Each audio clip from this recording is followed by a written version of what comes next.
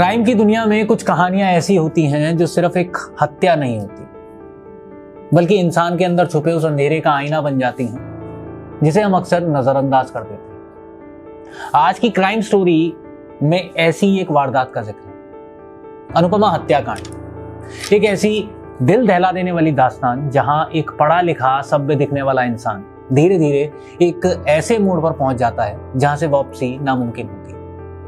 यह कहानी है देहरादून के शांत वादियों में बसे प्रकाश नगर की, जहां बाहर से सब कुछ सामान्य था, लेकिन एक घर के अंदर एक ऐसा राज पल रहा था जिसने पूरे देश को हिला दिया। इसी घर में रहता था राजेश गुलाटी, एक सॉफ्टवेयर इंजीनियर जिसने अमेरिका में सालों तक काम किया था और वापस आकर एक शानदार जिंदगी जी रहा था। उसकी पत्नी अनुपमा और उनके 2 मासूम जुड़वा बच्चे।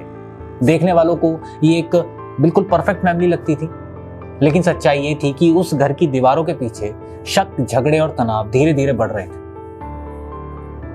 फिर आती है 17 अक्टूबर 2010 की रात, जिस रात ने इस कहानी का सबसे खतरनाक मोड़ इख्तियार किया। पति पत्नी के बीच एक घरेलू विवाद होता है और विवाद इतना बढ़ जाता है कि गुस्से में राजेश अनुपमा को थप्पड़ मार देता है, जिसके चलते उसका सिर दीवार से टकरा जाता है और वो बेहोश होकर वहीं पर गिर जाती है।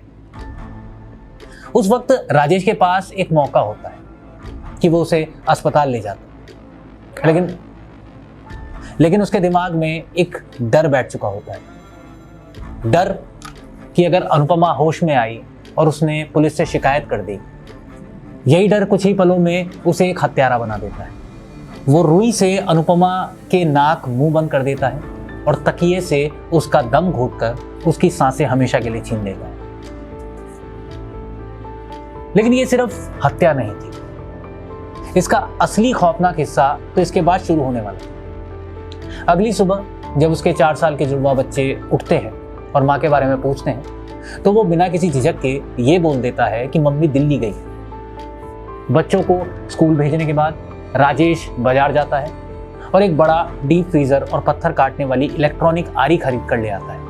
उसने अपने ही घर को एक कसाई खाने में बदल दिया था। बाथरूम और बेडरूम में उस मशीन की आवाज गूंजती रहती है और उसी आवाज के बीच उसने अपनी पत्नी के शरीर के करीब 70 से ज्यादा टुकड़े कर दिए होते हैं। हर खून के निशान को मिटाने के लिए उसने केमिकल्स और तेजाब का इस्तेमाल किया होता है ताकि कोई सबूत न बच पाए। उन टुकड़ों को उसने पॉलीथीन में पैक किया और फ्रीजर में जमा कर दिया। ये सब करने के बाद भी उसकी जिंदगी बाहर से सामान्य चलती रहती है। वो अपने बच्चों के साथ खेलता है, खाना खाता है और उसी घर में सोता है जहां कुछ फीट दूर एक लाश फ्रीजर में बंद थी, जो उसकी खुद की पत्नी की थी, जिसे उसने खुद मारा होता है। अगले 2 महीने तक उसने इस लाश को ठिकाने लगाने के लिए खौफनाक तरीका अपनाया। वो हर कुछ दिन में फ्रीजर से कुछ टुकड़े निकालता है, उन्हें कार में रखता है और मसूरी देहरादून रोड पर मालसी के पास खाई में फेंक आता है। यह सिलसिला धीरे धीरे चलता रहा ताकि किसी को एक साथ कुछ बड़ा नजर ना आए। इसी दौरान वो अनुपमा के फोन से उसके भाई सुजान को मैसेज करता रहता है ताकि लगे कि सब कुछ सामान्य है और अनुपमा कहीं बाहर गई हुई। लेकिन झूठ ज्यादा दिन तक छिप नहीं पाता है। अनुपमा का भाई सुजान प्रधान धीरे धीरे परेशान होने लगता है क्योंकि उसकी बहन की आवाज वो खुद सुनना चाहता है।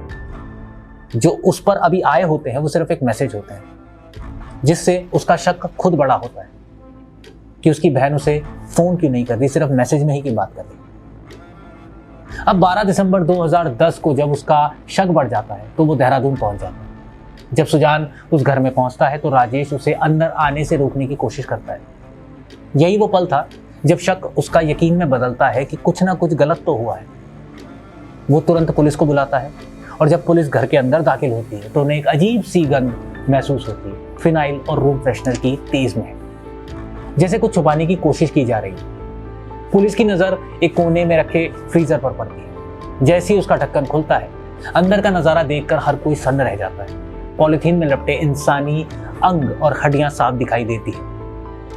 इसके बाद जब जांच शुरू होती है, फॉरेंसिक टीम आती है और उन अंगों का डीएनए टेस्ट कराया जाता है।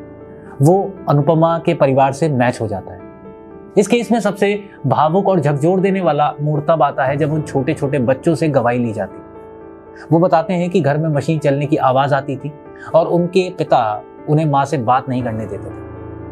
अदालत में ये गवाही किसी भी सबूत पर भारी पड़ती और आखिरकार साल 2017 में देहरादून की अदालत ने इसे रेयरेस्ट ऑफ रेयर केस मानते हुए राजेश गुलाटी को उम्र कैद की सजा सुनाई और उस पर भारी जुर्माना भी लगाया।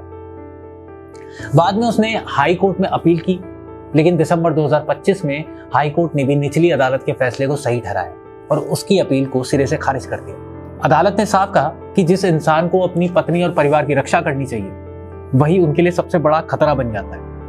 ये कहानी सिर्फ एक मर्डर केस नहीं है, ये एक सवाल है कि क्या हम सच में किसी इंसान को सिर्फ उसके बाहरी चेहरे से पहचान सकते हैं।